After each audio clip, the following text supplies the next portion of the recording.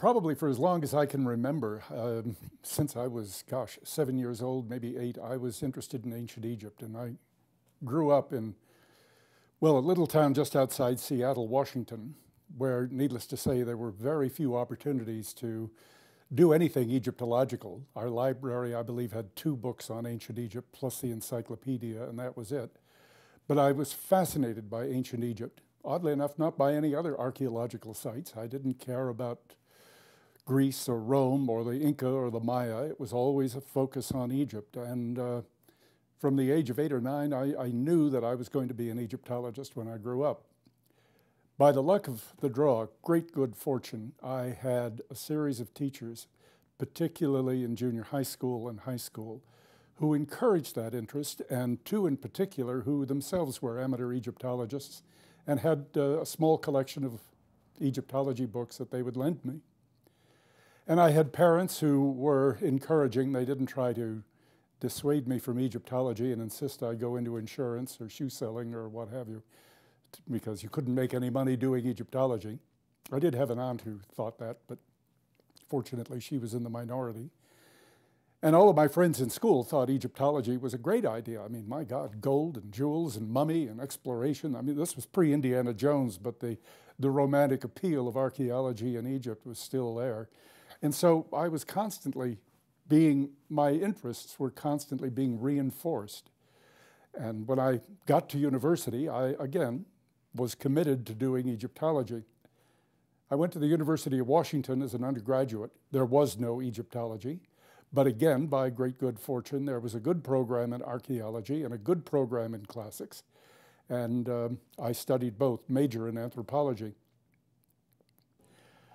As a senior, I realized that if I was going to stay at UW, and financial reasons dictated to a large extent that I do so for another year or 2, I was going to have to do something that, even if it wasn't Egyptological, would help me in an Egyptological career. And one of the other things that interested me was the history of medicine. University of Washington had a very good medical school. And again, by great good fortune, there was a professor in the physiology department there, Robert Rushmer, who was an amateur Egyptologist. And he encouraged me to do basically a lot of pre-med courses. And so while I was an undergraduate, I had done Greek, French, and German, anthropology, archaeology of all sorts, history, whatever I could find that would be of, I thought, use in archaeology, Egyptology. And in the medical school, he encouraged me to take classes in gross anatomy and pathology and history of medicine and so forth, which I did. In my second year of graduate school, I was then working toward a master's degree.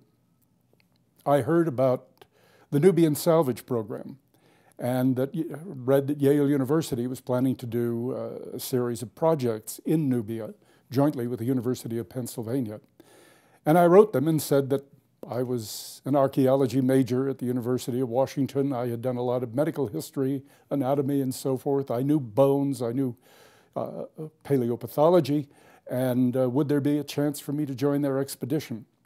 And I got a very nice letter back from William Kelly Simpson at Yale saying, "You're just the kind of guy we're looking for. Send me a couple of letters of recommendation, we'll see what we can do." And so I had a couple of my professors, particularly Walter Fairservice, send letters to Kelly, and Kelly wrote back and said, "Your ticket is in the mail. We'll meet in New Haven and then head out." I had had some archaeological experience before going out to Egypt. I had worked on some American Indian sites on the Columbia River. That was a salvage archaeology project. They were building a new dam on the Columbia River, and we were excavating in western Washington state before the dam was completed. And we had done a fair amount of excavation there. So I learned basic methodology of New World archaeological techniques, recording, excavating, stratigraphic analysis, this kind of thing. And the first archaeological project I worked on in Egypt was at Armina West. And there we were excavating a site, that, actually 2 components of the same site. One was a large and very impressive Meroitic pyramid field. Pyramids, but the first 1 or 2 courses only were preserved. And I worked on that with Aubrey Trick from the University of Pennsylvania, who had been the field director in Guatemala at Tikal for the Penn project there, a very, very good field archaeologist. And he taught me an incredible amount about archaeological work and put me also in charge of excavating a Christian town site adjacent to the Meroitic Pyramid field at Armina. And there I had my first brush with mud brick architecture, which was something that would hold me in good stead, certainly at Hierakonpolis, and, well, later on at numerous other excavations throughout Egypt. The work at Armina was very fulfilling. I enjoyed every minute of it. Obviously, I was in heaven. This was my first experience digging in Egypt, something that I had wanted to do since I was 7 or 8 years old. And the knowledge that I gained there, the experience I gained there, thanks to Aubrey and Kelly, was to pay big dividends later on. It also helped when I went to Jebelada, and there I was working with Nick Millett of the American Research Center. And the first year as an archaeologist, the second year I was Nick's assistant director. And we were working on a town site, a so-called citadel, a very large early Christian capital city, major religious center in southernmost Egypt, excavating mud brick walls, a lot of occupation debris. It was my first really serious brush with pottery. We had had pottery at Armina, but not in the quantity, nor in the complexity of types that we got at Gebelada. So I worked on that, and of course there was also a Meroitic cemetery adjacent to the citadel down at the base of the hill. And we did some work there too, finding a lot of material, a lot of textiles. And in fact,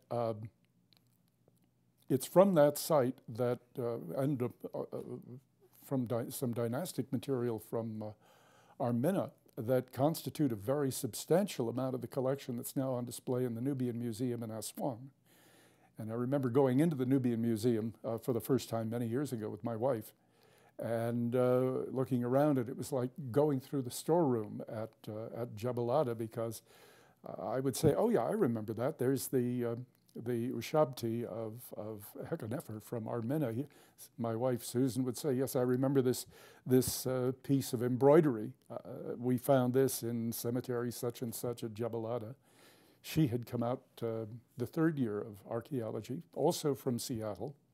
And after the first season at Jebelada, she and I were married and continued our joint love affair with archaeological work in Egypt from then on.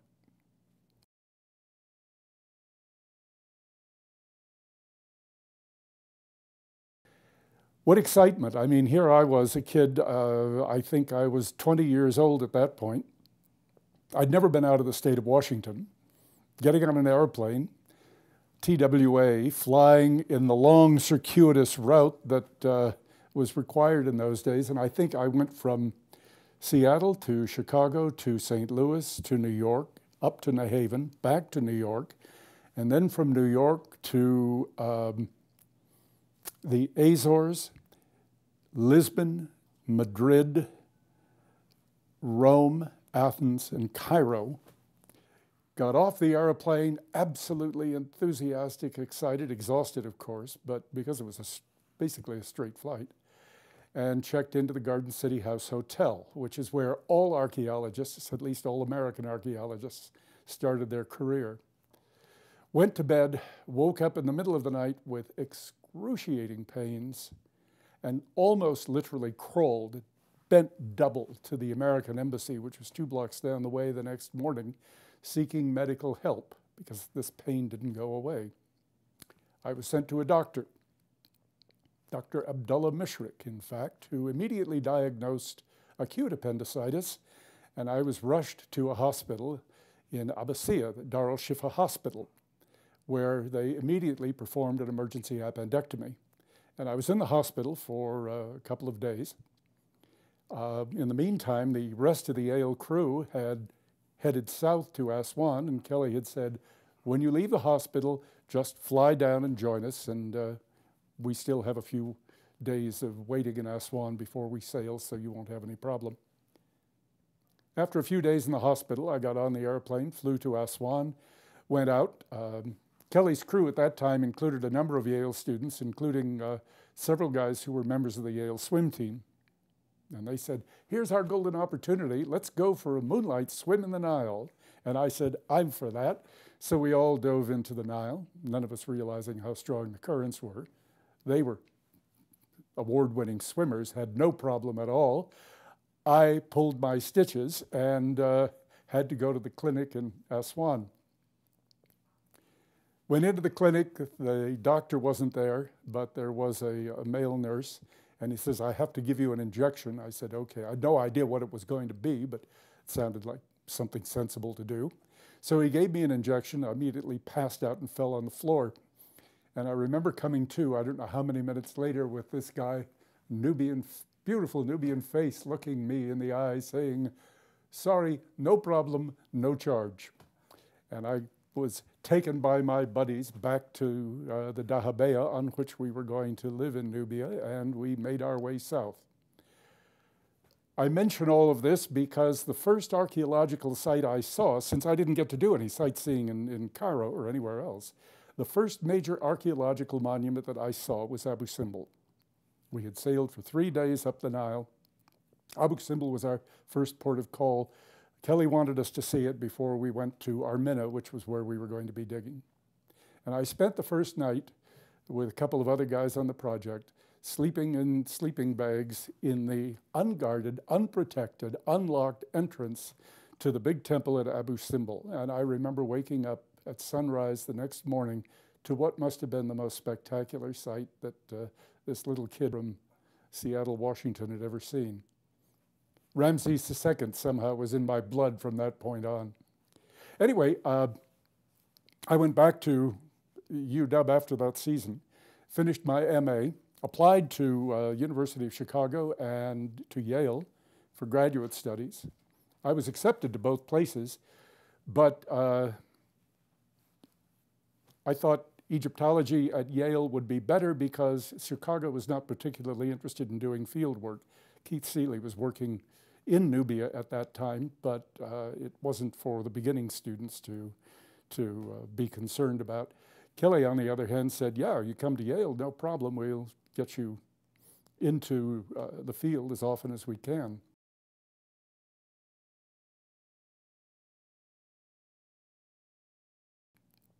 And so I was accepted to Yale, went to Yale. I didn't get a fellowship from Yale, but I made application for a fellowship to the National Institutes of Health, because obviously I had had all this medical history training, and so I applied to do field work in paleopathology in ancient Egypt and to work on a doctorate in ancient Egyptian medicine. And I am proud to say that I think I am the only person ever to have a National Institute of Health fellowship in Egyptology. And it lasted me throughout my graduate career at Yale. Each year we went out. I was another season at Armina with Kelly. Then I went to work with Nick Millett at Armina, which was a National Geographic /ARCE project. From then on, I continued taking classes at Yale and working on my thesis, but I continued doing field work every year. From Gebel Ada, I was a season at Mendez with Don Hansen, and then Walter Fairservice was working at Hierakonpolis, and I went back and did my thesis at Yale on ancient Egyptian anatomical terminology, thereby satisfying the National Institutes of Health that I was in fact doing medical history. I did a lot of medical history courses at Yale too. They had a very good department. Got my doctorate at Yale, and that's my academic career up to the point I got my PhD.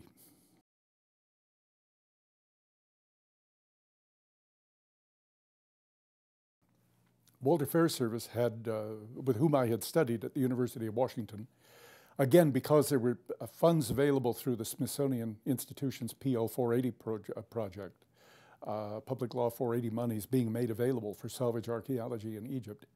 He made application through them and through NSF and got money for the University of Washington to have an expedition at Hierakonpolis, Kom el Ahmar, and I joined that expedition after finishing two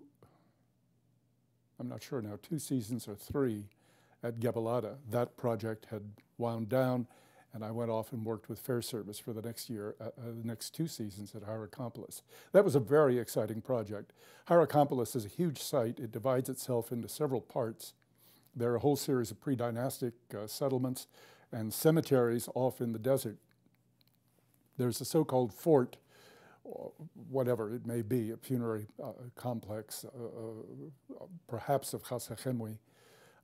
And then there is the town site, which is in the cultivation between the fort and the Nile River, which is about 1 kilometer away. And Walter wanted to deal with the pre-dynastic materials out in the desert, and I wanted to work on the settlement, the town site, in the cultivation. And here again, what I had learned from Aubrey Trick and the kind of work I had undertaken with stratigraphic studies in earlier days in Washington State paid big dividends, because this was a site that was covered in Nile silt. It was lying in the floodplain, and it presented extremely complicated stratigraphy. Very, very interesting, very challenging, with a lot of interesting material embedded in it. We found a lot of pottery. We found the remains of what we believe to be early dynastic Old Kingdom town site, and we found what has been called the niched palace facade. That was the area of the town site that I had been working in, and it turned out to be a very elaborate pattern of niching that has often been labeled a palace facade for no particular reason that I ever could find, except that it looks like a serach, and was reported as such, I think, by Walter Emery among the first, from his work at Saqqara. Anyway, we worked on the niched facade in this so-called palace, which is one of the first examples, actually, of finding a physical, real niched facade, rather than just seeing something represented in petroglyphs, rock inscriptions, or on stelae, or in the stone architecture of Saqqara. And that was a very, very exciting season. We found a lot of material, a lot of cylinder seal impressions, a lot of pottery, a lot of stone tools, many of them ceremonial, very elaborate flint knives, for example. I worked at Hierakonpolis for 2 years. Walter was there for both seasons. Mike Hoffman was there for both seasons. And then I went on to complete my thesis at Yale.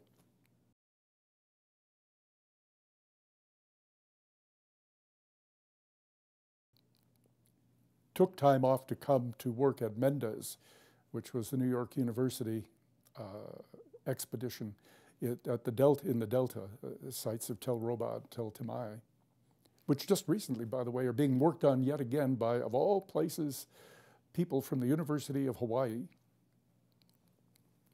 That was also a very interesting site, and again, I was fortunate to have as my director a man who knew mud brick architecture backward and forward, and that was Donald Hansen from the Institute of Fine Arts, who had worked elsewhere in the Middle East, where excavating soaking wet mud brick embedded in soaking wet mud was sort of a way of life. And he taught me an enormous amount about how to excavate what I still to this day think was the most challenging archaeological project I ever confronted with. Finding mud brick walls in a mud brick matrix was extremely difficult. You would scrape a millimeter of soil away and let it dry in the sun long enough to indicate mud, which was just mud, from mud brick, which had straw temper or ground pottery temper in it and could be distinguished virtually only in that way. And that would allow you to basically track mud brick walls where, if you hadn't let the material dry for a day before excavating, again, you probably wouldn't even have noted it was there. It was painstakingly slow. I mean, literally a millimeter at a time over many, many days. But it was incredibly good experience, and we found, among other things, in the Nile Valley, in the, Nile Delta floodplain, traces not only of Greco-Roman and late dynastic buildings, but we found the first examples of Old Kingdom tombs, stone-built tombs at Mendes, beautifully decorated, just simply boxes, single boxes, 4 sides, monolithic pieces of limestone defining each of the 4 sides with a roof slab and a flooring slab, the interior walls of which were elegantly decorated. It was major work for a conservator, our photographer, and all the rest of it. But that was a very exciting project to work on. Again, working in mud brick, which was fun because it was so challenging, but then to find something that was so characteristic of Old Kingdom art, something that I had not encountered before. And that sort of shifted my interests from strictly an archaeological interest, an excavation interest, to looking at cemeteries like Giza and Saqqara, where obviously archaeological methodology took second place to the needs of conservation and epigraphic recording.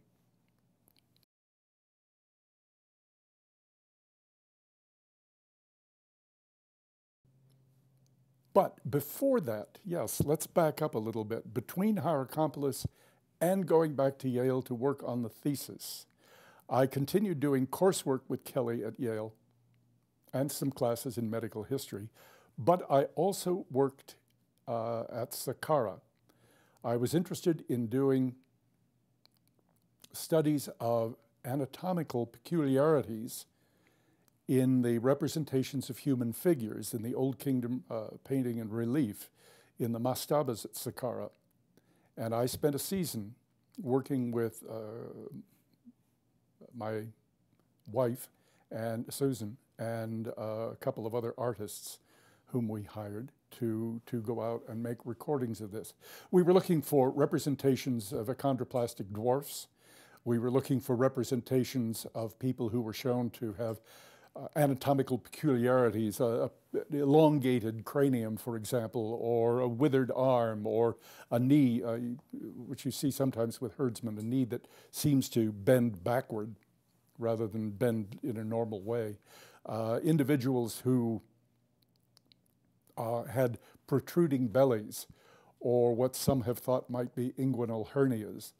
And we were looking through every accessible mastaba that we could find at Saqqara, just visually scouring the walls to try and find any peculiar representations. And we did. We found quite a number of them. These formed the basis for the MA thesis that I had done at the University of Washington before going to Yale. Note the chronological screw-up here in my babble. And I did my master's thesis at the University of Washington on the representations of achondroplastic dwarfism in Egyptian art, particularly in the Old Kingdom.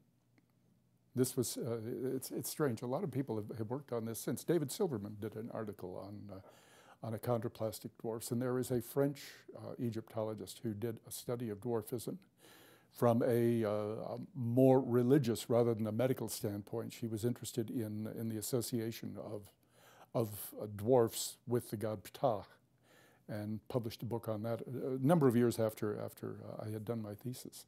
Anyway, that was my first venture into non-archaeological Egyptology, and it was fun, and I enjoyed it immensely. And so after I finished my thesis at Yale, my doctorate at Yale, I was looking around for various projects to work on, and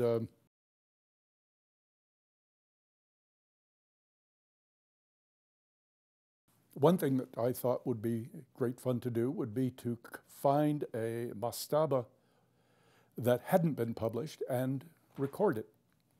And I went up to the Museum of Fine Arts and spent several very, very enjoyable, very long afternoons with William Stevenson Smith. And I said, I know you've got all this unpublished Reisner material here from Giza.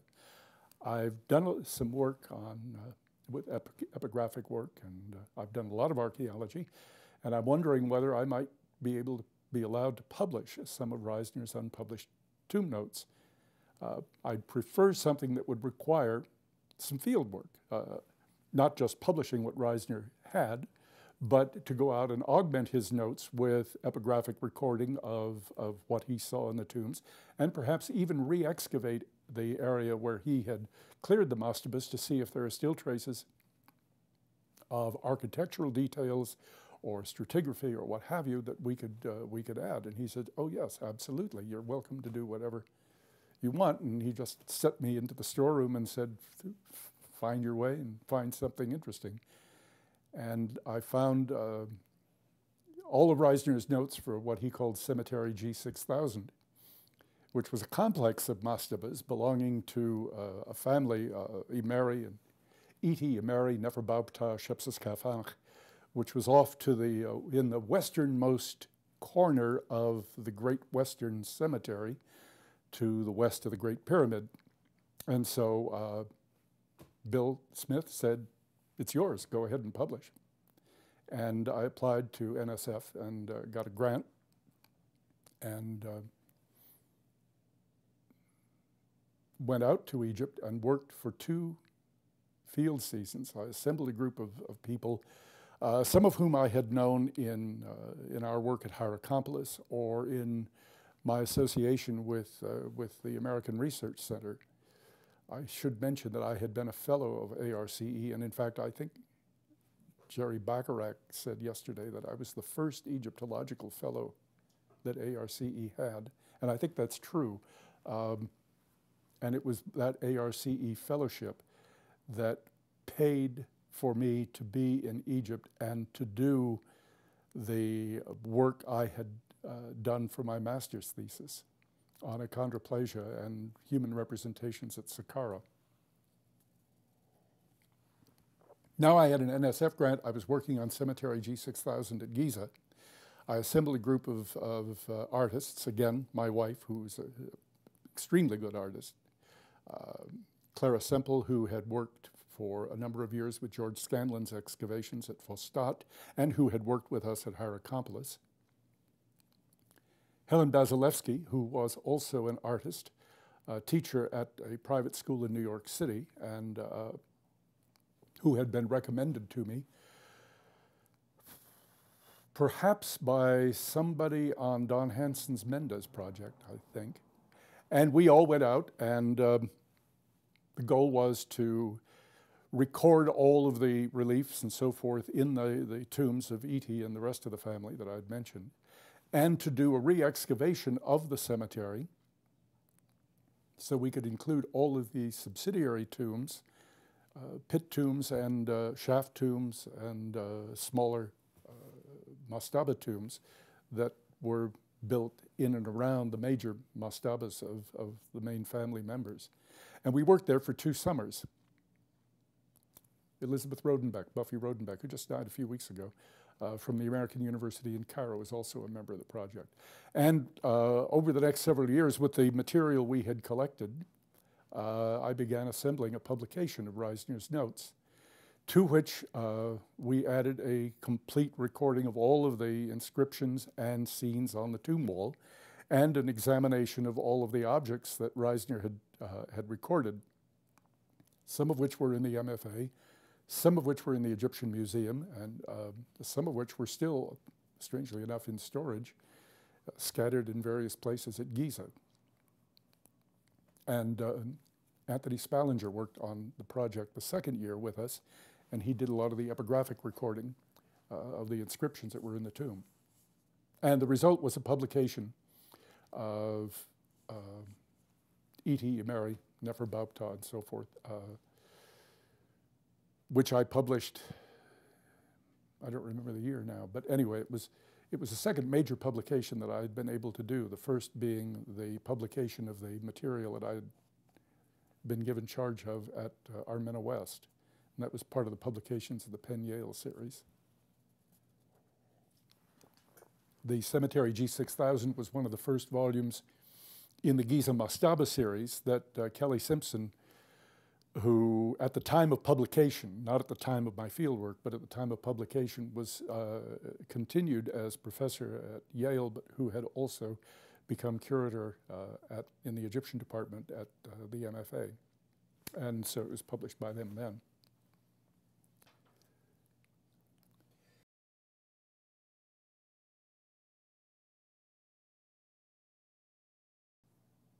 One of the things I did at Gebel Adem, because we had a number of cemeteries surrounding the citadel, was to examine the skeletal material that was coming out of the tombs. And we wound up, over the several seasons, with close to 5,000 human skeletons. And I had been looking through that collection of material for evidence of various pathologies, everything from fractures and sprains to arrowheads embedded in the arm bone, that kind of thing. And one of the things I was hoping to do was to take that skeletal material and do basically a study of the human remains from Jebel Adem. I was contacted early on in that by Jim Harris, who was a professor of orthodontics at the University of Michigan. And he said that he was very interested in doing studies of craniofacial growth and of dental pathology in large populations. And he said, is there any way we could collaborate, because you've got this huge collection of human remains from Gebel Adem, and you, I know, and he knew this because I had written about it in the ARCE newsletter, you have done all of the measurements on the skulls and skeletons. You've done photographs of all of the skeletal material, and you've noted all the pathological conditions. Could we now come in and do x-rays of all of the skulls so that we could do a detailed study of the dentition? And I said, that's a super idea. And so we collaborated, and over the next season or so, I went out to Gebel Adem and worked in the winter months, but I went back in the summer, the blazing heat of Nubian summer, and worked with a friend of mine and a Nubian cook and a dog at Gebel Adem. We were the only people there. It was, God knows, I don't know how many degrees in the shade. Nubia was unbearable. We had the simplest food and nothing but water to drink. And we sat under an awning and simply took measurements of skeletons all day. Jim Harris went out the next season with his team and in very timely fashion, x-rayed all of the skulls that we had. So we now had a very comprehensively documented collection of skeletal materials. The big problem was we didn't have the archaeological data. All of the notes that Nick Millett had taken and the other members of the team had taken, documenting the grave from which each of these skeletons came and the grave goods that were associated with them, all of that material was boxed and was being sent back to the States, along with a division of objects, some of which were destined for the National Geographic Society. And they were lost. They never made it. Some of the material is in Toronto, which is where Nick Millett went after leaving ARCE and Yale. But the material never showed up. And Nick has written a very apologetic note in the ROM newsletter about this. But all of the archaeological documentation for the skeletal material was lost, and so we don't know the date. There was nothing we really could do about publishing the anatomical material without a chronological framework, and that sort of put paid, at least temporarily, to what we could do with the publication plans until we found some way of reconstructing that material. I was approached by Eugene Struhal, who was an anthropologist and someone interested in Egyptology, a professor at Charles University in Prague, who had done a lot of work on anatomical materials in Egypt. And he said,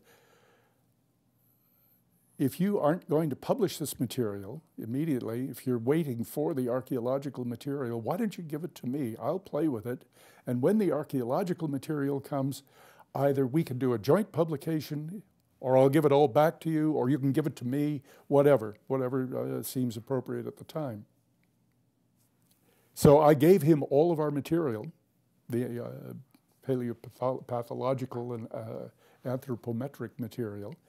And we were searching high and low. Nick was searching high and low, trying to find the archaeological data, which to this date has never materialized. And all the anthropometric data is at Charles University in Prague. And God knows when it will ever be published. I hope someday, but I am not holding my breath, alas. So, Jim Harris could not do anything either with the X-rays that he had, because that also required a chronological framework on which to place all of the skeletal material. But he said, you know, I have a neat idea. We've been looking here at a bunch of commoners, ordinary garden variety folk here in Nubia, over a period of probably at least 1,000 years. Wouldn't it be interesting, assuming that someday we get the archaeological data that will allow us to publish it, wouldn't it be nice at the same time to have a comparative collection of upper-class Egyptians for whom we could get information on dentition and health? And I thought that was a great idea, and what do you propose, I asked, and he said, well, the most obvious collection of known upper-class Egyptians is the collection of the royal mummies in the Egyptian Museum. Why don't we get permission to X-ray those? Which we did get. And we went to the Egyptian Museum, X-rayed all of the mummies. We set up a laboratory in the Nile Hilton Hotel across the street. The bathroom was our photographic darkroom. And we took X-rays of all of the mummies. It was from this that Jim Harris and his team were able then to re-examine the chronology of the royal mummies, because it turned out that some pharaohs that history said died young, maybe at the age of 25 or 30, were in fact skeletal remains of people who lived well into their 50s. There was a disjunction here between accepted chronology for royal reigns and the human remains of the pharaohs that are supposed to be those very royal people. There was a problem. And Jim Harris, I was working with other things at the moment, and I had written a couple of articles. In fact, I had written a popular book called X-Raying the Pharaohs about our work for that, Jim Harris and I, because we needed money to continue the work on the analysis of the skeletal material. And Walter Fairservice said, well, why don't you guys write a book about what you're doing, a popular book. I know people at Charles Scribner, the publisher, will get it published, and you take the royalties and you can apply the royalties to the next step of your research, which is what we did. And Jim and I wrote X-Raying the Pharaohs. We took the advance and used it for his further analysis of age at death of the royal mummies. Jim then tied in with Ed Wenty, who had been very interested in the project and in the royal mummy chronology problems, and began a re-examination of the age at death of the mummies in the Egyptian Museum. And this led to the reattribution of several mummies who we believe had been mislabeled, perhaps when their bodies had been moved around TT320, where their mummies had been taken by, in order to prevent tomb robbers from damaging them. Maybe the name tags on the bodies got shifted or whatever. But in any case, they published a more technical report called X-Ray Atlas of the Pharaohs, in which this whole question of chronology was addressed. And that project is, in one sense, still continuing. We have the new, most recent publication by Dr. Zahi and colleagues, Scanning the Pharaohs, I believe it's called, in which they too have re-examined the whole problem of chronology.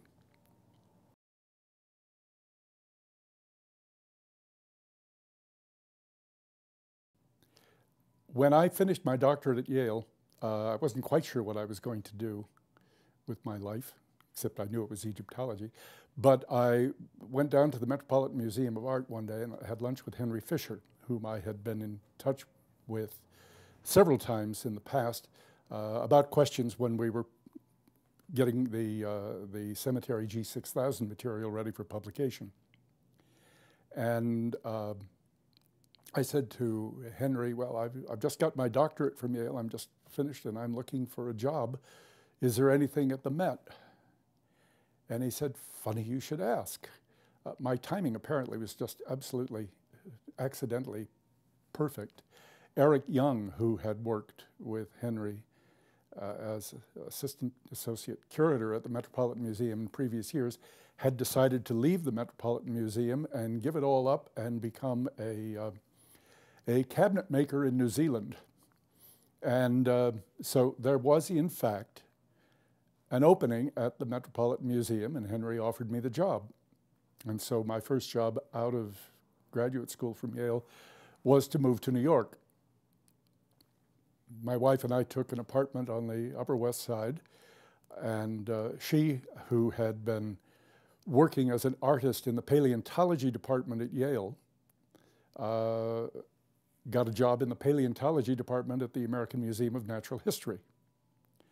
And she had worked with Elwyn Simons, who was one of the world's foremost paleontologists, who was specializing in the history of primates, and whose chief claim to fame was work in Egypt, where he had discovered the precursor, the forerunner of all primates, known appropriately as Egyptopithecus. So even there, my wife was involved in work in Egypt, although 30 million years earlier than what I was doing. So she worked on the west side at Natural History Museum. I worked on the east side at the Met. And she, I must admit, was not terribly happy with her work because her primary emphasis working at Yale on primates was the study of primate dentition, which is the single most important anatomical feature for paleontologists who were studying mammalian evolution. Her specialty was dentition. She worked for a man named Gene Gaffney, whose specialty was the history, the Paleolithic, prehistoric history of turtles. They don't have teeth. And it was very boring drawing just simple little bony plates. And she felt that the work was not what she had felt she had been trained to do. I was at the Met, and because Eric Young had left, about 6 months after I came, Henry called me in and said, I'm sorry to tell you this, I know it's going to be a shock to your system, but I've decided to leave the Met myself. I'm going to become the Lila Atchison Wallace consultative curator with no obligations in the department, and my wife and I are moving to upstate New York, where we have bought a farmhouse, and I'm afraid I'm not going to be around anymore. Well, that was a big loss for me because Henry was, I had incredible respect for Henry, both as a person and as an Egyptologist, and I had hoped I would learn a great deal about particularly Old Kingdom art from him. But I was in the museum now and sort of wandering about, not knowing quite what to do, and the museum itself was in a state of flux. I thought, I'm not terribly keen on museum work. I would rather be in the field. And in, again, great stroke of luck, discovered that there was an opening for someone to teach in anthropology and archaeology at the American University in Cairo. And I made application for that. I had my BA in anthropology, my MA in anthropology and archaeology, and a PhD in Egyptology. I thought, well, this will be a fine fit. And so I was hired at the American University, and I quit the Met and went to AUC. And delighted that I did, because it was at that point I was teaching at AUC, but it was during those first years of my employment at AUC that I was able to do, here's another chronological screw up. It was while I was in my first and second year at AUC that I was able to get that grant that allowed me to do the work on cemetery G6000. I had accumulated all the notes and so forth from Bill Smith prior to that time, but now I was in Cairo, based there basically 12 months of the year, and I could use AUC students as well as Clara Semple and the others whom I've already named as the staff members. And the field work at Giza could be a part of the AUC archaeology program. And AUC, at that time, the president was a man named Chris Thoron, who was a good friend of Kelly's, was an amateur Egyptologist himself, and who was very encouraging of me trying to set up a program in Egyptology at AUC, something they had not had before. And it seemed sort of a natural fit that we could take the anthropology program with its archaeological component and make that more specifically Egyptological. And the idea of there being a fieldwork project that students could participate in at a site close by, Giza, was a perfect natural. And so I suddenly found myself again in hog heaven. Now I was doing something I really, really liked, far more than I enjoyed museum work. I was in the field, I was doing excavation, I was doing Old Kingdom epigraphy, I was teaching, which I've always enjoyed doing, and I was in Cairo, and I had fallen madly in love with Cairo. So had my wife, who had been there before at Hierakonpolis and at Gebelada and at the other sites I had worked on. So everything just worked out well. We had had our first child by this point. He, at the time of our move, our son Chris was a year old. And so we were a young family just setting up house in Cairo. It worked out very, very well. And it was the beginning of the Egyptology program at AUC, which is now a well-recognized going concern with one of my early students, Salima Akram, who is in charge of it. While I was at AUC, the second or third year, I guess the second year that I was there, I was approached by Ed Wente from the University of Chicago, who came to me and said, I'm leaving Chicago House. I don't like being in Luxor particularly. I would rather be back in Chicago working in the library, and we desperately need a field director. Would you be willing to do this? And I thought, gosh, I don't know really that much about Thebes, and I am certainly not an epigrapher of the caliber that Chicago House requires. And he said, you do what you want in terms of your own work. What we need is basically an administrator to run Chicago House, and somebody who can deal with grants and fundraising and keep the place going and keep it in tow and organize publications and all of that. And he said, keep in mind too, that the official title of Chicago House is the Oriental Institute Epigraphic and Architectural Survey. And so if you wanted to do a bit of archaeology while you're there, that isn't an impossibility. And so I went to Chris Choron, the president of AUC, and I said, look, I've been here only a couple of years, but I have this offer to take over the directorship of Chicago House, and I think I really should do it. But I want you to know that I still have a very soft spot in my heart for AUC, and if it doesn't work out, I'd like very much to come back. And he said, that's fine. You just make sure you can get somebody to cover your classes. And we went off to Chicago House. And for the next 4 years, I was director of the Oriental Institute's headquarters there. The one major change that I thought I should make, well, let me back up.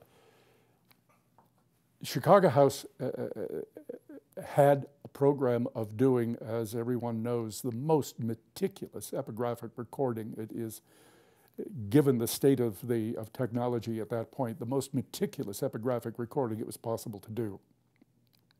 It was very time-consuming.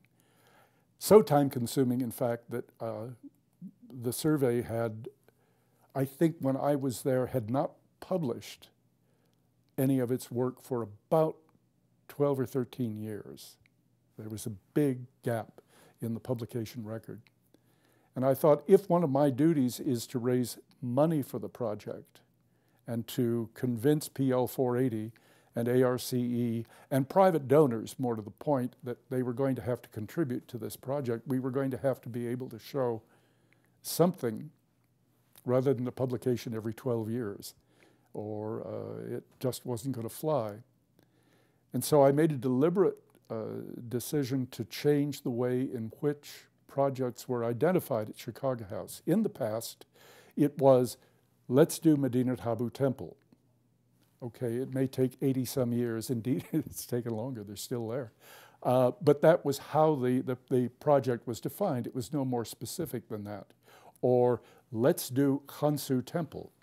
And the unwritten assumption was that all of Khansu Temple would ultimately be done, and then the project would move somewhere else.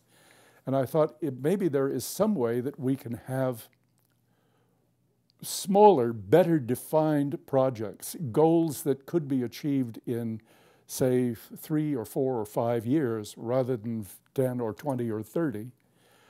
We could still do an entire temple. We could do, say, Medinet Habu, or we could do Khansu, but let's define our proposals and our current goal as a series of discrete units. And so the first project I proposed that we do was the battle reliefs of Seti I on the outer face of the north wall of the hypostyle hall at Karnak. Nice, well-defined, very interesting from both an art historical standpoint and an historical standpoint. One of the finest examples of narrative art to be found anywhere in Egypt. And we defined the project as simply that. We're going to do this wall. And we began the work, and over a period of 3 years, we had completed it, found some very interesting material, sections of the wall that had not been seen before, that no one had noted for God knows how many centuries. We had found a lot of new information. Bill Murnane was the principal epigrapher, Egyptologist working on the project at the time, and he was put in charge of publishing the final record of it. And it meant that we got a good, fine publication out in very timely manner. The second project that I had suggested we do was the festival scenes in Luxor Temple. And there, again, it was the processional colonnade. It was one room in Luxor Temple rather than the entire complex. This was well defined. It had been published a long time before by Wolf in not a very satisfactory publication, but the quality of the work and the fact that there were a lot of blocks of the wall lying around in the area, I thought would make it a very interesting and very usable record, both from the standpoint of a study of a religious ceremony in Egypt, but also an example of Egyptian art from a very important period in the history of Egyptian art, and would presumably allow us to, if not physically, then at least on paper, reconstruct what the entire scenes in the processional colonnade looked like. So here again, we had a fairly discrete project that allowed us to come up with the final publication, or near final publication, in a matter of about 5 years. And I think it was a very well-received publication. A lot of new material came out of it. The next project was to continue the work that Ed Wente had, and Charlie Nims before him, had begun in Khansu Temple. And here the idea was that we would do the first court, at least part of the first court of Khansu Temple. Again, a well-defined project that would allow us to get publication out in timely fashion. Didn't preclude the possibility that we would ultimately do the entire temple, but again, we tried to define it in more manageable units, and so we turned our attention to Khonsu. And here again, this is a very critical period in Egyptian history, and Khonsu Temple is one of the principal monuments for gaining information about that period. We also did some, in a sense, cleanup work at Medinat Habu. And here again, Bill Murnane produced a magnificent work, which was his book. I had asked him if he would be interested in doing a semi-popular book on Medinat Habu. We had had people coming into Chicago House, tourists. There weren't very many in those days, but they were coming in and saying, we can't find anything about Medinat Habu. Baedeker doesn't tell us much of anything. And we had all this material, of course, 7 volumes, elephant folio volumes of drawings of the walls at Habu, and I suggested to Bill that if we could get photographic reductions of those drawings, we could produce a small-scale handbook of Medinat Habu with a description of the scenes and texts and so forth. It wouldn't be a popular guidebook in the sense that it's just a bunch of pictures with minimal text, but it would be a more comprehensive but manageable field guide that one could take out to the temple, and if one were seriously interested, go through and have the Chicago House drawings and an explanation of the scenes in front of you while you began looking at the walls. And Bill wrote the book United with Eternity, which was just exactly that, and we got AUC Press. We got the University of Chicago to agree to allow AUC Press to publish it, and which they did, and it turned out to be a very, very successful volume, both in terms of sales and in terms of the favorable reviews that it garnered. And I think that approach to Chicago House's work has continued under more recent directors. Ray Johnson, for example, is doing a series of projects at a number of different temples. He too has given a lot of emphasis to things other than simply epigraphic recording. The block museum, the display at Luxor Temple, and the one that is currently being done in Medinat Habu are 2 very good examples of that. And the work that they have been doing in the first court at Khonsu with the blocks under the floor, another good example of a more broadly based approach.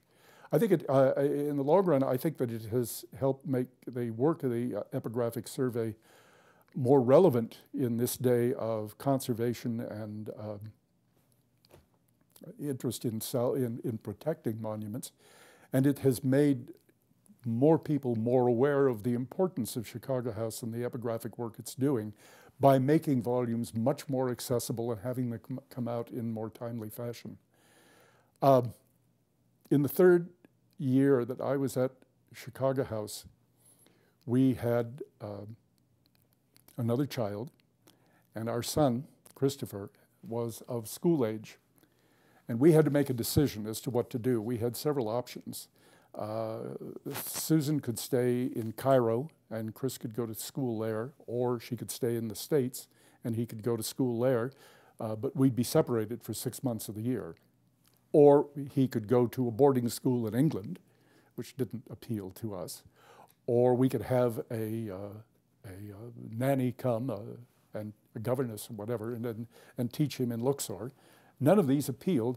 We tried the only other available option, and that was to enroll him in school in Luxor. And so he went to a school that had originally been the Carrie M. Buchanan United Presbyterian Mission Girls Boarding School. Even had a little uniform that he wore, Girls Boarding School written on it. It didn't seem to affect him in subsequent years. But the school had been sequestered by the Egyptian government. It was now part of the national public school system. And he was enrolled there in 1st grade. And we thought, well, let's see how it works. He'll learn Arabic, and this will be good. Well, we discovered early on that he was not terribly excited about going to school. And we discovered the reason was that during the two snack time breaks during the school day, each day, the teacher was locking him in a closet. And we asked what the reason for this was, and she said, well, your son has blonde hair, and all the children in the class are fascinated with this, and they go and they are constantly touching him and pulling his hair and so forth. And she says, the only way I could think to protect him was to lock him in the closet. Well, we thought this was not a particularly good pedagogical technique. And by the luck of the draw,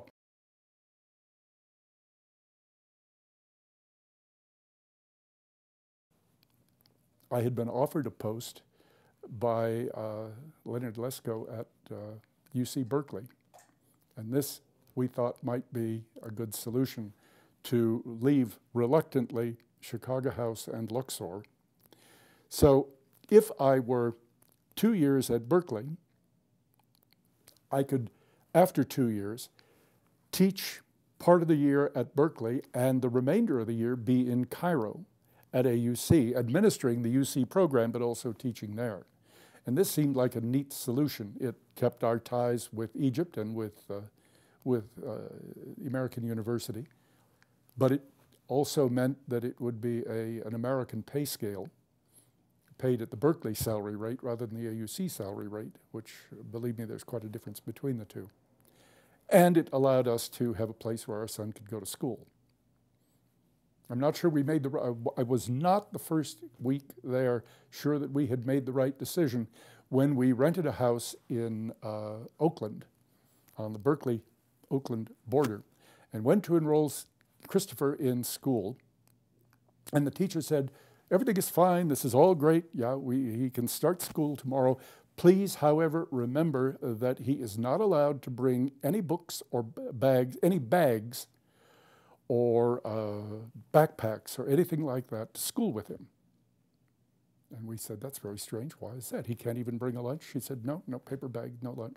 Why is that? And she said, well, too many of our first graders we've discovered are bringing guns and knives into the classroom. Well, again, this seemed like maybe we hadn't quite done the right thing. About 2 months after we got there and had rented this house in Oakland, we broke our lease and moved to another place at a different school district.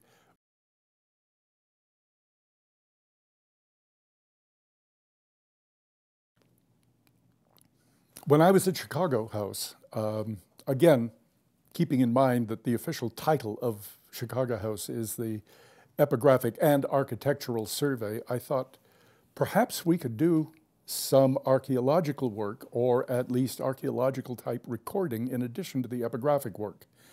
And I proposed that we might begin making an archaeological map of the West Bank, of Thebes, as the beginning of a project to develop a management plan. Tourism was slowly growing, but nevertheless growing during this time. This is the early and mid-70s. And I thought that if we didn't have a decent archaeological map, and there were no decent archaeological maps, it would be very difficult to do anything about site management or conservation because you didn't know where many of the things lay. And I proposed establishing a mapping project as a part of the UC epigraphic program.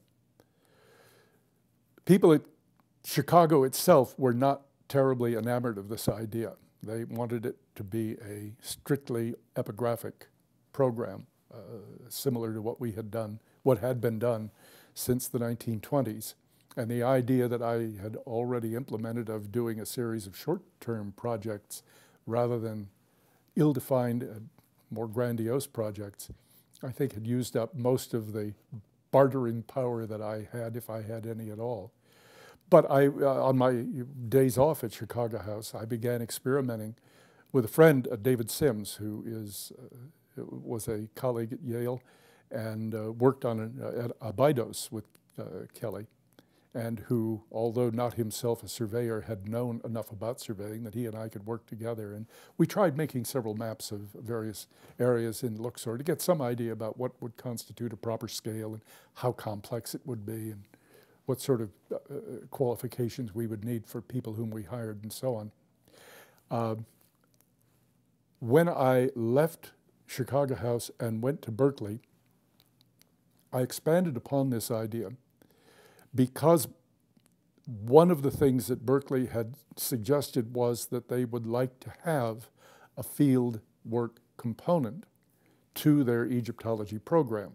And I was very enthusiastic about that. And I said, well, look, I've got this idea for a Theban mapping project, and I think this would fit right in.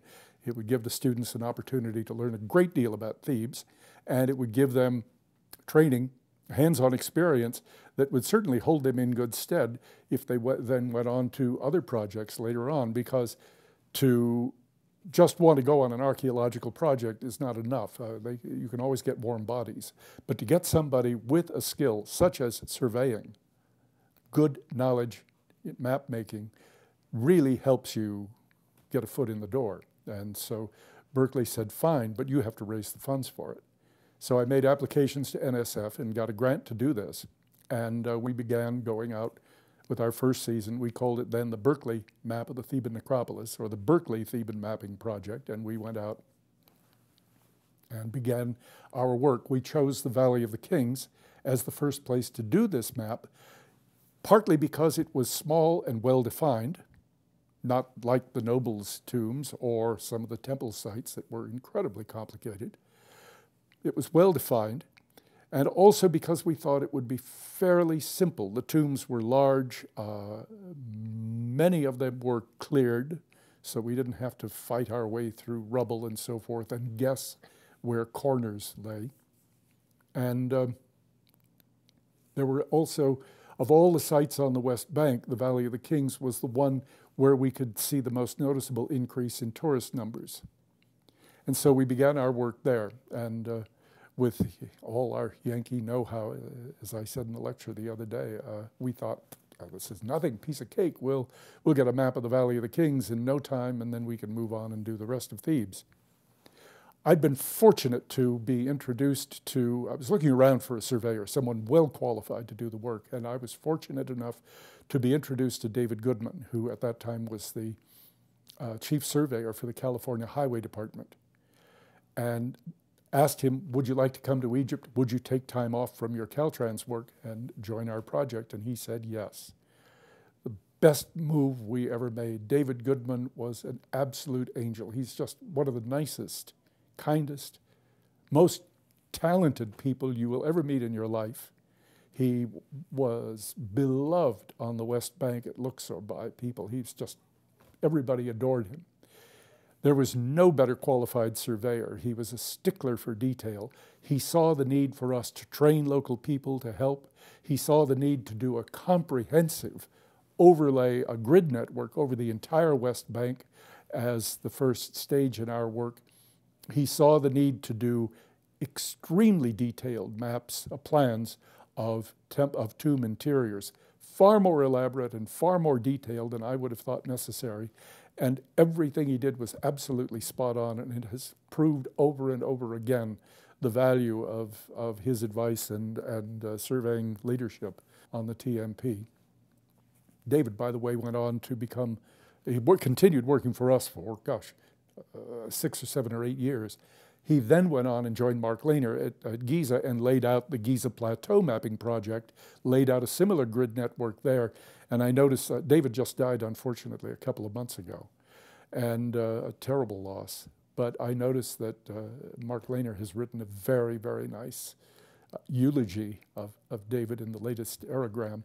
And it's an indication that in Giza, too, he became an absolutely indispensable, well-loved, highly qualified individual.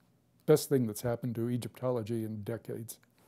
So we began work in Luxor as a Berkeley project, and we took students out into the field each year. They learned surveying. Some of them learned extremely well. Catherine Rohrig was one of our first graduate students, became a first-class surveyor, worked very well with David Goodman, and I made her assistant director of the project almost by the end of the first season. She was extremely well qualified, very hardworking.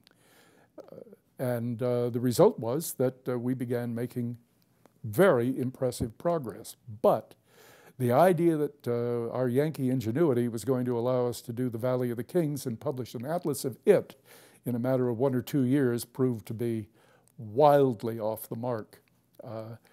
The ancient Egyptians, with their crude implements, had two things that we didn't. They had a great deal of patience, and they had a whole lot of time.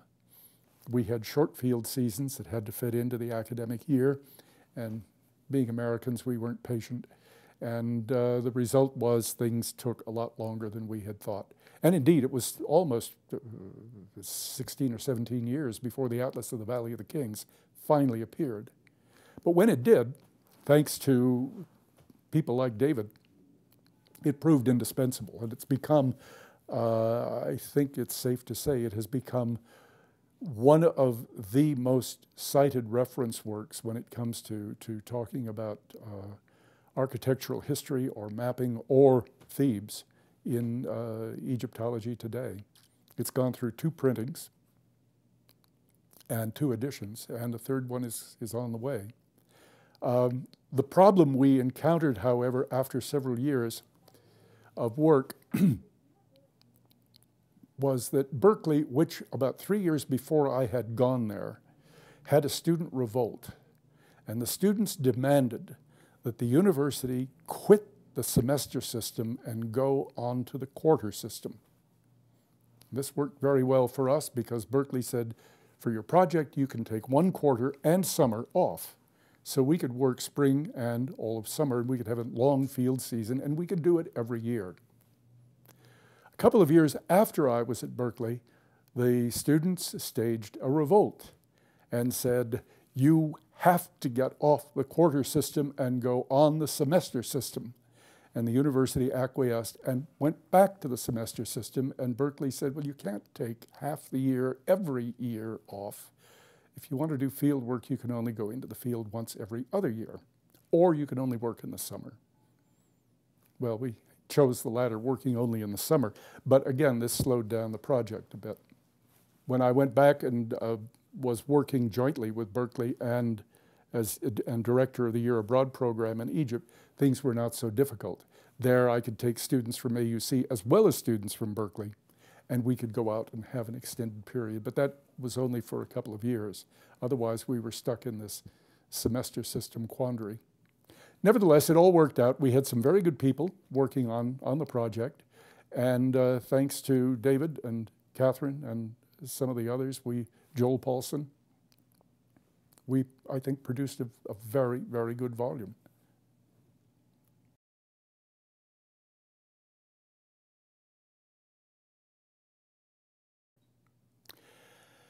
In the process of our mapping in the Valley of the Kings, it was obvious that there were a number of tombs that, in a sense, had gone missing over the years. Tombs that we had records of in the journals of early travelers, but which were not visible today. And we thought, well, if we're going to do a comprehensive map of the Valley of the Kings, and if the idea is for this map to help protect its monuments, then we really should try to include as much as possible. If we can't locate a tomb today, at least let's try and put an approximate location for it on a map, or at least show the doorway. This problem came to a head during our mapping when it was clear that the Egyptian Antiquities Department was proposing to solve a traffic problem. As I said, tourism was increasing during these years in the mid-70s, late 70s in the Valley of the Kings. And this meant that there were more tour buses coming in. Now at that time, tour buses didn't stop down by a rest house.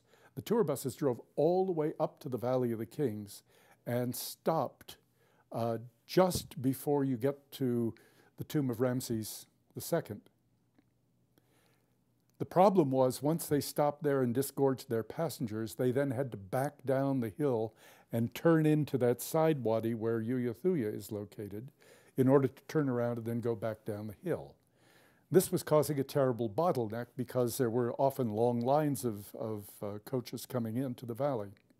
So the Antiquities Department was proposing to widen the road at that point to make a bus turnaround so that they could just make a big circle instead of having to back down the hill. We had known from early travelers' journals and from early maps of the sketch maps of the valley that there was a tomb in the very area where the department was planning to widen the roadway, and it was known as KV5. It had been seen by John Gardner Wilkinson, who had assigned it a number when he numbered the first 22 tombs in the Valley of the Kings back in the mid-19th century. And we thought if they're going to widen the road, there's a good chance they might damage KV5, or at least its entrance, and any other tombs that lie in the area as well. Let's see if we can't relocate KV5 so the Antiquities Department's road widening operation won't do any damage. And I went to the British Library and I looked through the journals of James Burton, who in the 1820s had visited KV5. That is to say, he had seen the entrance and was able to slither about 10 meters in through the front door. And I read his description of where the tomb entrance lay. It was a very vague description, but at least we could get an idea of which hillside it lay in. And we went over to that section of the Valley of the Kings, and I had our workmen dig a long trench along the base of the hill to see if we couldn't find the entrance to the tomb. And sure enough, after 2 days of digging a trench along the hill slope, we relocated the entrance to KV5. No big deal. And I thought, well, this is terrific. All we have to do is put the entrance on our plan, and we can go and do something else. But as we dug and began clearing the entrance, we discovered that although the tomb was indeed filled with rubble from 11 or so floods, as we later learned, from floods that had filled the tomb with debris, Burton and other early travelers had dug a channel through that debris so they could crawl into the first flood-filled rooms. We decided to take a look inside as well. And we crawled along that same channel that Burton, we think, had dug, a channel not much wider than my shoulders and only about 30 centimeters high. And we crawled in as far as we could go. We got exactly as far as Burton had gotten, which is to say about 10 or 15 meters. And we know it's as far as he got because looking up at the ceiling, we saw that Burton had written his name and the date in lampblack on the ceiling. That's where he stopped, turned around, and came out, after which in his journal he wrote basically that the tomb was undecorated, unimportant, uninteresting, and he went away. The tomb lay there for 100 years, and almost exactly 100 years later, Howard Carter saw that tomb, and he too crawled in and went no further than Burton did, and he too came out and said the tomb is of no interest whatever, and he used the area as a dumping ground for the debris from his excavations around Tutankhamun. It was conveniently located. The tomb, KV5, he thought had no interest to anyone at all, and so he simply buried the entrance. When we came along, we uncovered the entrance to KV5 again, removing, among other things, Howard Carter's debris. We too found the corridor, the channel that Burton had dug. We too crawled in, and we too thought the tomb was of no interest at all. But on the way out one day, we had been in the tomb once, had tried using probes to get some idea of the size of the chambers we were crawling through, and we had been able to do that in small chamber 1, small chamber 2, and the beginning of the big 16-pillared hall, which is chamber 3, which is where Burton had written his name on the ceiling. Crawling out of there, Catherine Rohrig, who was with me, moved a couple of stones away from the wall, just at the entrance, the back side of the wall at the front of the tomb. And she found some hieroglyphs. Well, this was interesting. We didn't know the tomb was decorated. Everybody said there was nothing there. And so we had a couple of workmen come in, and Catherine and I watched while they began gradually, slowly clearing away debris, exposing more of the inscription on the front wall. And the inscription was the name and the title of Amenhotep, the firstborn son of Ramses II. Well, suddenly KV5 took on considerable importance. And we thought, well, instead of just putting the entrance on our map and going away, we ought to do a little bit more clearing here and maybe find out the extent of the tomb. We know there are 2 small rooms and a 16-pillared hall. That's not much. We can clear that out in no time. Yankee ingenuity again.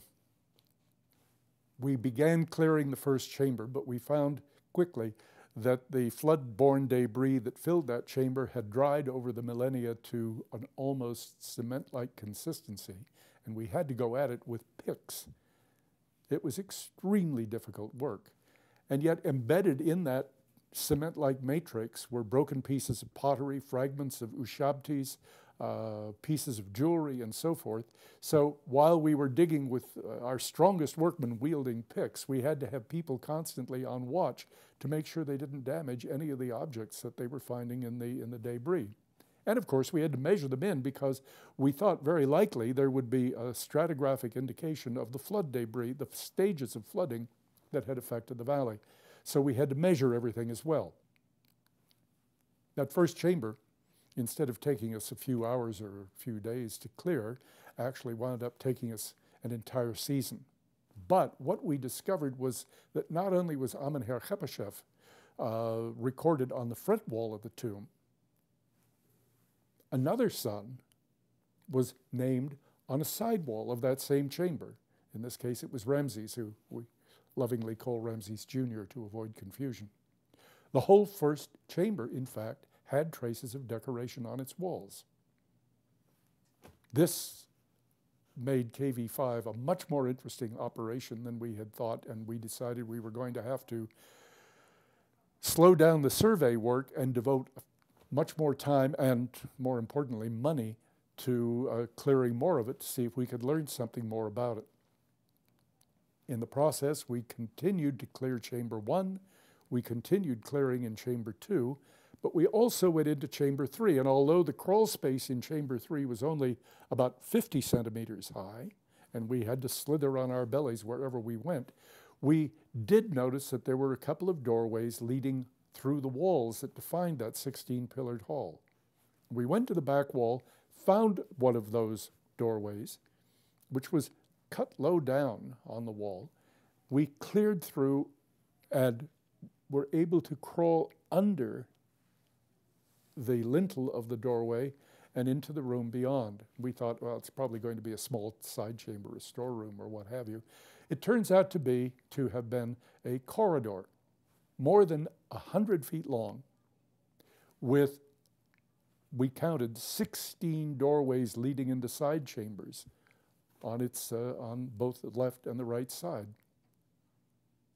Because the doorway leading into this corridor had been partially blocked by a very large stone that we had to remove before we could crawl through it, the flood debris in this long corridor was not as heavy or as thick as what we had encountered at the beginning of the tomb.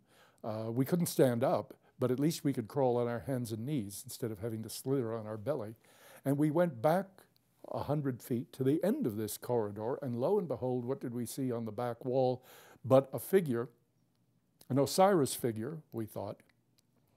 But, and I think Ray Johnson is right about this, the figure of Osiris wearing a Shebiu collar is probably a Shebiu necklace, is probably a representation of Ramses II in an Osirid form, in a sense standing there looking out protectively over the burial chambers that we now know occupied multiple sons of him and his various wives. Well, we also found, looking through the side doorways in this corridor, other corridors leading to the left and the right, each one of them 100 feet long, each one of them lined with other doorways. And suddenly we found that KV5 was not this tiny, undecorated, unimportant tomb, but it was already the largest tomb ever found in the Valley of the Kings. And during that time, we had gone from 3 little chambers, as were shown on Burton's sketch plan, from the 19th century to a tomb with at least 80 chambers in it. And it was at that point that the you-know-what hit the fan.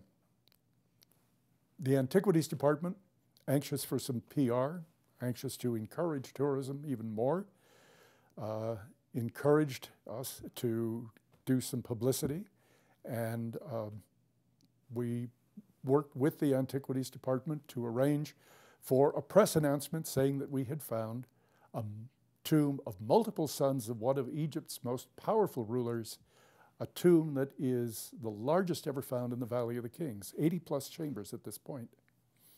And we agreed that there would be a simultaneous release to the press in New York and in Cairo.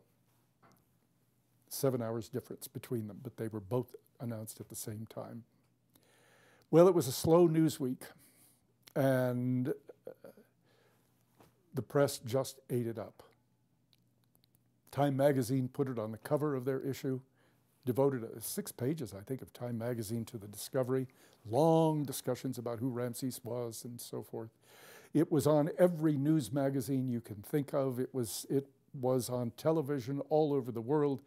The AUC, the university, hired a clipping service, and we have filled, we have filled folders with press clippings from magazines and newspapers all over the world, and those press clippings, which are still in my office, span a shelf that's about 5 feet long. It's just amazing. It changed our lives, needless to say. It took over the Theban mapping project. We had an obligation to clear more of it and to protect it.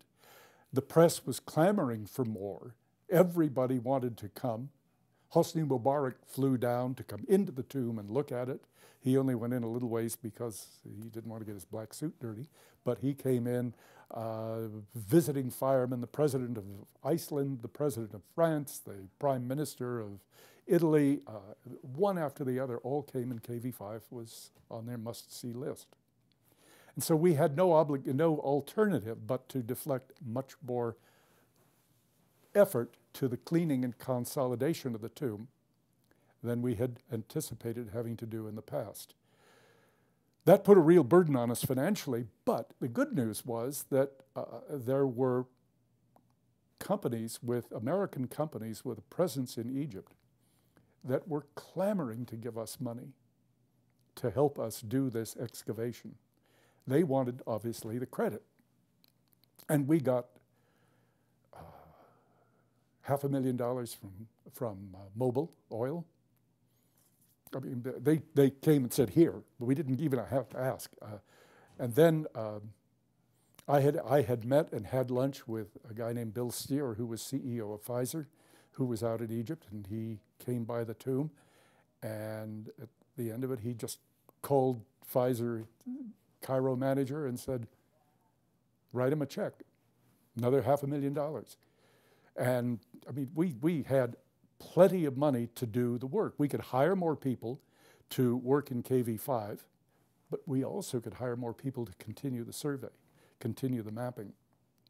Had it not been for that, I think we might still be working on trying to get the volume of the Valley of the Kings out, because making a map is an expensive undertaking and its publication is expensive. So we continued working in KV5, clearing more chambers. Practically every day that we worked, we found another doorway and were able to probe through the narrow crawl spaces. We couldn't get into these chambers, but we could probe through the narrow crawl spaces to get some idea of their size. And over the next several years, the tomb continued to grow and grow and grow, not only on the same level, but we found corridors that were sloping steeply downward to other levels. And the whole thing began to resemble a parking garage where you had little units on one level and then a corridor going down, a ramp or a staircase going down to another level with corridors and chambers off of it, and then a third level with corridors going off of it. And gosh, at the last count, we're up to 130 chambers, and there's still no end in sight. The excavation goes slowly because it's still that horrible cement-like matrix that we have to go through, and embedded are still these delicate pieces of pottery and other objects, nearly all of them broken, embedded in this that we have to be careful to protect.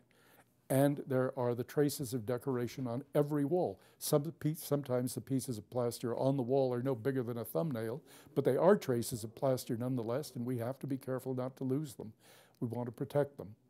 The result has been a very, very slow progression, but I think we are now leaving, as we work forward, we're leaving behind probably the best protected, the most structurally sound tomb in the Valley of the Kings, with the best conserved wall decoration or fragments of wall decoration on it. We have so far found the names of 4 sons of Ramses II. We have found 4 complete sets of canopic jars, the names on which are the same as the names that we have on the tomb walls. We have 4 skulls, 2 of which are with complete bodies. 2 skulls that may have washed into the tomb, may not, but we have 4 bodies, let's put it that way. The complete skeletons are of mummies. They're of adult males, probably around 40 or 50 years old. One of them may be Amenhotep. He was, after all, a general of the army, and this does show injuries to the skull and to the long bones that would be consistent with the kind of accidents or injuries that you might encounter on a battlefield. That's not a very strong argument, not a very compelling one, perhaps, but it's as good as we've got. We've tried craniofacial reconstruction on the bodies. The people who have done this in Britain have said that they have no doubt that these are children of Ramses II. They share a number of craniofacial attributes with him. And they take the 4 skulls and they divide them into 2 groups and say that clearly these 2 are of Ramses II and probably of the same mother. These 2, also of Ramses II, are of the same mother but a different mother than the first set. Now, how much faith you can place in craniofacial reconstructions and identification is an open question. The FBI use it, but they don't have as much faith in it, obviously, as DNA. Whether we can do DNA testing at some point remains to be seen. Zahi has tried, but most people have very little faith in the DNA results that he's been getting because of the unfortunate, what's the word? They did not maintain the integrity of the samples, contamination, because of the contamination of the samples. Anyway, we are still working on KV5, and I think we probably will continue to work on KV5 because although we have 4 sons, it's entirely possible there are more. And we have 130 chambers, but there's an almost certainty that there are more. And our big problem is that this tomb is different from any other tomb in Egypt. There are no parallels to it in plan, or indeed as a family mausoleum. And in consequence, we're still very hard put to say how the tomb functioned. How do you divide this up into component parts? Are these 10 rooms the burial place of Amenhotep, or did he have all 50 rooms in that wing? Or perhaps Amenhotep was buried over here, or what have you. We now know that the tomb originally began life as a small 18th dynasty tomb. It follows the first 3 chambers, or the first 2 chambers and part of the 3rd follow the plan, a very typical 18th dynasty cruciform tomb plan. But we think Ramses II took that tomb in the valley and then elaborated upon it, in part because it lies so close to his own tomb. But beyond that, we're hard put to offer any explanations. And the only way we can, I think, learn the answers to any of these questions is to continue excavation. We have, however, thought anyway we had, completed an atlas of the Valley of the Kings. But now we are going back to do a 3rd edition, including tombs that have been excavated since our earlier atlas was published. Tombs excavated by the French, by the American mission of Don Ryan, and Arsi by the Japanese, workmen's huts, workmen's quarters that were excavated by the Finnish mission and by another Swiss mission of Andreas Dorn. There's been a lot of work in the Valley of the Kings, which we want to include in a new edition of the Atlas. And we have updated our maps and plans of KV5, and we have also done a lot of additions to, added things to other tombs. Chambers in Marabta, for example, that were filled with debris when we mapped that tomb, but which now are accessible. So we're doing a third edition. We still have an enormous amount of work to be done in KV5, but I'm pleased to say that the Atlas has come out in 2 editions, but unfortunately, more recently, there's been a lot of new material discovered in the Valley of the Kings. There are a lot of things that have been added, or that we should add to our Atlas of the Valley of the Kings to make it complete. And these include tombs that have been excavated by the Swiss, by a couple of American missions, by the Japanese and others. There have been workmen's huts cleared by the Finnish, by Andreas Dorn and others. Dr. Zahi has done some excavations both in the East Valley and currently in the West Valley. And to the extent, those have been covered over again, to the extent that there are notes that were taken of what he found, and they are by no means complete, but to the extent that there are notes, we will try to incorporate these as well. So we are planning on a third edition of the Atlas of the Valley of the Kings, and I'm hoping we can have that done, if not by the end of this year, then certainly by the spring of 2019. It's important that we do this in terms of future planning for the Valley of the Kings, because the Theban Mapping Project has as its first goal to make a map of Thebes, and we have concentrated so far on the Valley of the Kings. We have another obligation now imposed upon us, and that is to continue to clear and structurally safeguard KV5, to learn as much about it as possible, to publish what we have, and to make sure that the tomb is left when we finish in good, complete, safe condition. Those are obligations, but we have done other things as well in the valley, and we want to continue with these.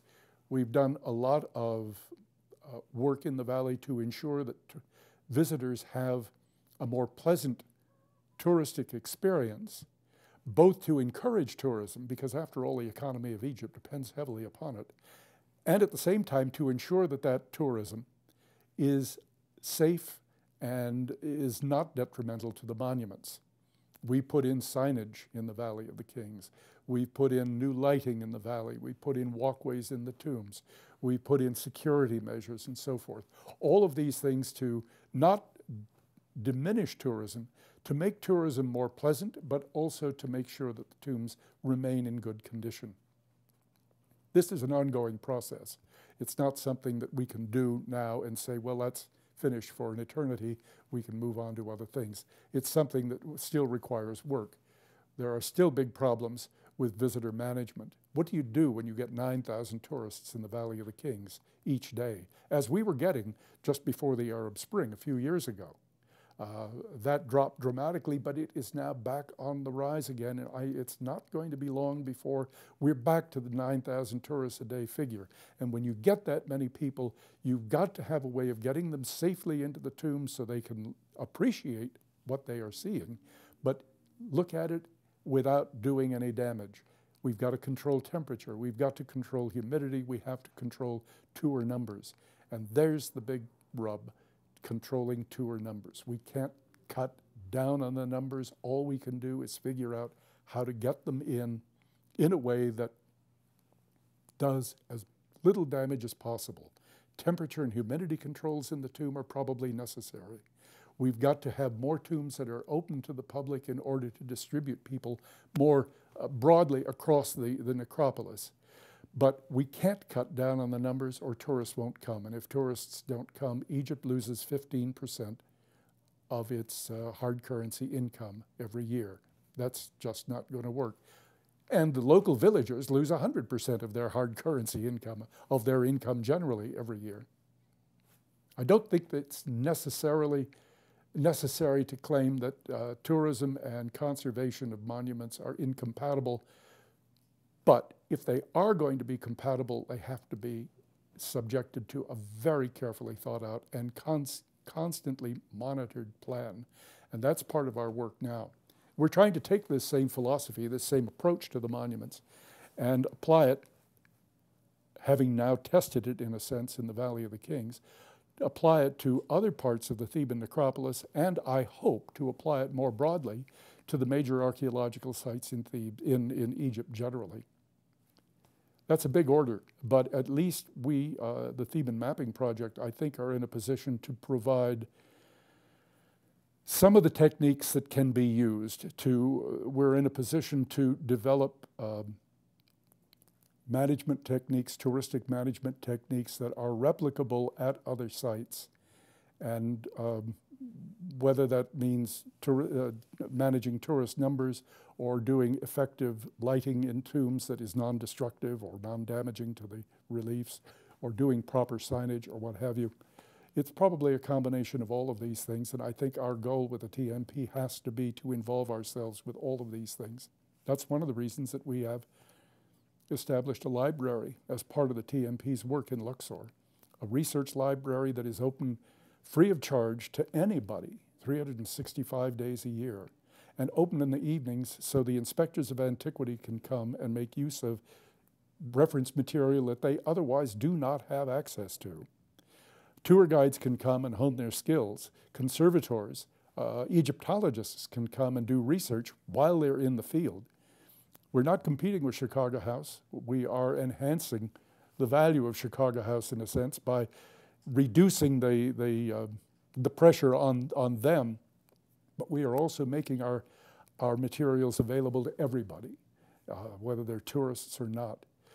And we have begun a program to educate the youth in the Luxor area to the importance of protecting the monuments. And that, I think, is probably the single most important thing our project is going to be doing. Taking young kids and training them to appreciate the monuments, to understand their value, to teach them a bit of Egyptian hieroglyphics so they can take pride and go out and point out, this is the name of so-and-so on the wall, this is Ramses II, this is Thutmose III. Get them to go out in the field and say, look at, yes, these kind of insects, this is a praying mantis, it can be seen in the tomb of so-and-so. There's a continuity between the ancient Egyptians and us. We are all kindred spirits living in the same landscape, to build a relationship, a bond, if you will, between them. And it already is paying big dividends. We got 150 kids coming to our library, more than we can accommodate, every Friday, wanting to come in and learn hieroglyphs, learn a bit about Egyptian history, learn about conservation. It's very, very rewarding. Now, this isn't paying immediate dividends, but I think I can guarantee you that 10 or 15 years from now, when these kids grow up and are the antiquities sellers or the potential antiquities thieves or are the inspectors of antiquity or the tour guides in Luxor, they're going to remember what they learned at this time. And 10 or 15 years from now, you're going to have a generation of people responsible for the monuments who have a much more sympathetic understanding of the importance those monuments play in their life than has been the case in the past.